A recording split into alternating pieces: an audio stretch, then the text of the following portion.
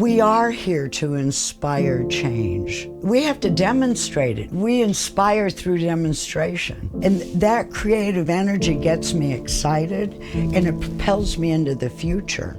In life, there are moments where we are going to face a test. There are difficult moments in our lives, whether it be breakups, losing somebody, illness.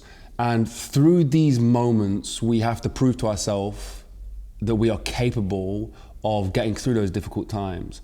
And we do that a lot of the times we do that from a place of survival, from a place of trying to get better. But on the other side of that is inspiration for others. And today I'm joined by the good witch, Shel Rogers, who we have this conversation about where she overcame alcoholism and she managed to do that off her own back to help herself. But then that inspired her father and the people around her to do the exact same thing. This is such a beautiful story.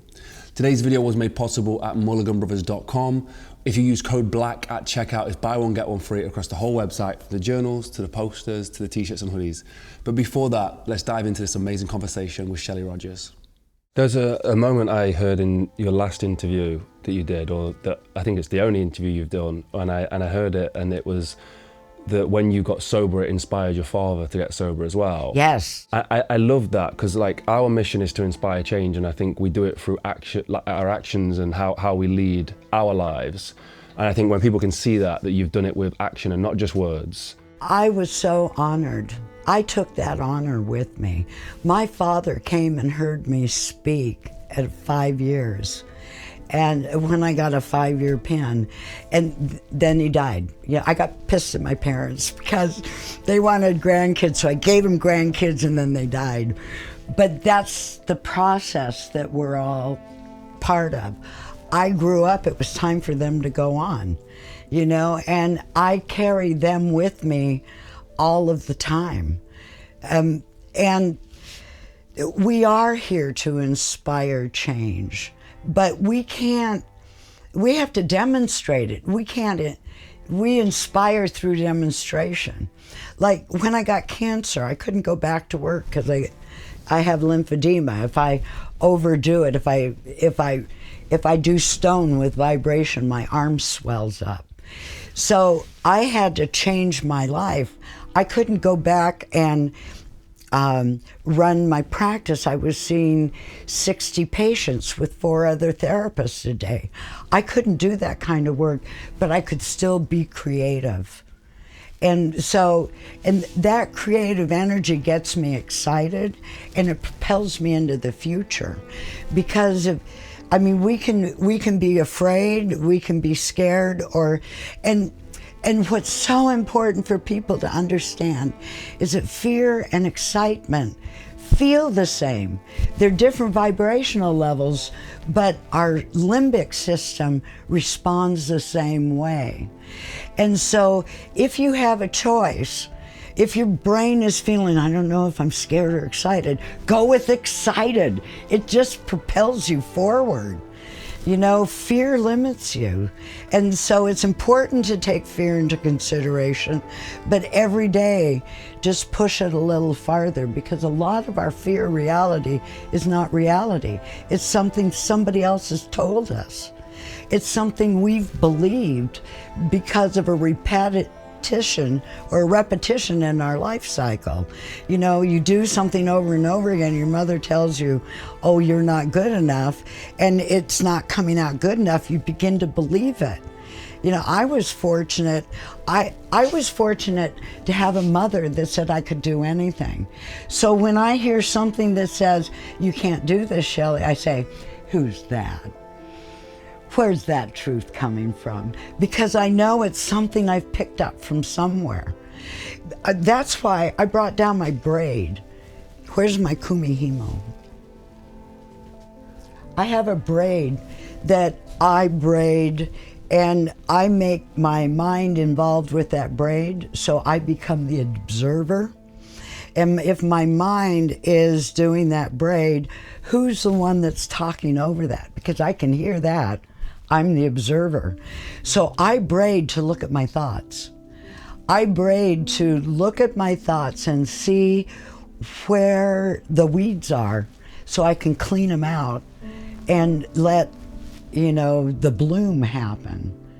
And being mindful, being aware of how we talk to ourselves is so important. And I think it's important because I was given the gift. And so if I can see it, even being given the gift, if I can look at my thinking, that my judgments, if I can look at the way, why is it important to me why somebody dresses a certain way? If I can look at my opinions, why is it important for them to think the same way that I do? If I can look at my thoughts, I can create my world, and my world, I know, is glorious, So to share that is the greatest inspiration. I do tarot readings, and I realized I do tarot from the perspective of a spiritualist with my spiritual mind treatment. I mean, I'm a spiritual mind practitioner. I make sure that my mind is focused in a spiritual direction. I make sure that on a daily basis I can create that feeling of excitement in bind with my thought, which propels me forward. And by doing a spiritual mind treatment, which is number one, recognizing that we are not God, recognizing that part of us is God, and then realizing that which we want to create, and feeling the feeling as if it's already created, and then saying, done my best, I'll leave that to you, God, now you take it on. And if I do that every day, then I create what I want. If I download the news, or if I download my to-do list, or if I download what other people think I should be doing, how dare you talk about spiritualism and pot at the same time? If I thought about that, I wouldn't be creative. And for your information, I got your attention, because I think that pot and spiritualism go hand in hand. So there's my brief perspective on how to create a beautiful life. But I love that. You create your own world. And it's funny you say the fear and excitement. I heard years and years ago, I used to be very nervous about doing these interviews. Mm-hmm. And I heard nervousness is just excitement. It's just the way you frame it. Right. And I started to tell myself I was excited, and it really worked. I think a lot of people I've told people this, and I think they think it's rubbish, but it really did work for me. I'm genuinely excited to do these interviews, and you can't for me, I can't distinguish the feeling. It's just how I frame it. It is. It's our thinking affects our emotion, which affects our being. Thinking, emotion, and being. And if you realize that your thinking is just that, it's not you, it's just your thinking, you can change it.